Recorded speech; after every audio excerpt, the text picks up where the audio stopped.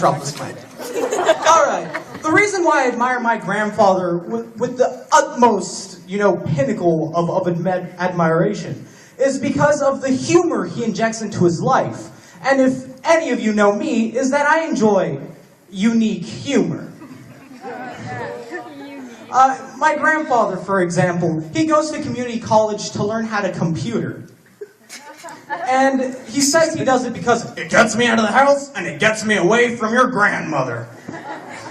Most recently, he's learning how to do Photoshop. And one of his personal projects was unique. I go into his computer room because he calls me and he's like, Flash! Come in here! And so I go in there and I look at the computer screen and I'm speechless. I'm surprised. He thinks I'm confused, so he decides to clarify.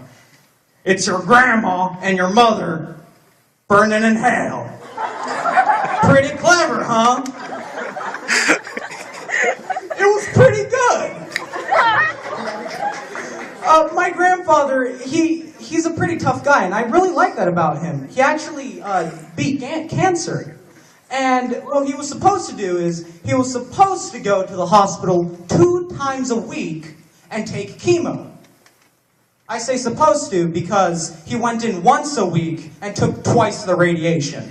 And it worked. I don't advise you do it, but it worked for him. And he loves that about himself. Actually, over the summer, he took me to see a movie, and he said, I feel this protagonist really understands my struggle. This protagonist is a man after my own heart. It was Godzilla. Old dinosaur that can eat 2 nukes. A lizard after my own heart. Because of being, in chemo and having cancer, my grandfather was actually put in an intensive care ward. And it was pretty morbid in there. But my grandfather never let that get to him.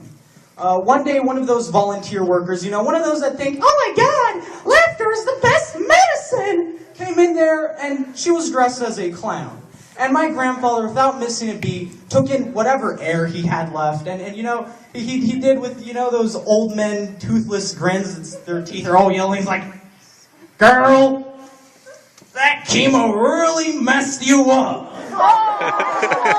And everyone in there was laughing. One of this woman, they're in intensive care ward. They're all like, they haven't heard a joke in a long time. And one of this was like, doctor, make him stop, David. She's just pressing the button. She's like, And so the nurse runs in there, and they take my grandfather away, and they put him in his own room, and he never got to play with the kiddies ever again. It's like, what a rebel. I really admire my grandfather because of the philosophy he takes on life, which is like, doesn't matter what the situation is, you can always make a joke. And I also admire him because I feel that he gave me the respect I deserved as a developing young adult. My grandfather, he once told me, you're pretty tall, so you could have gone into sports and done basketball or football or something.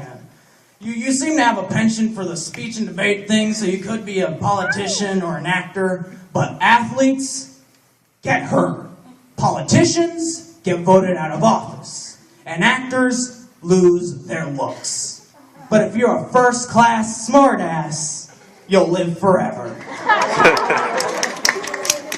Grandpa, I hope I'm making you proud.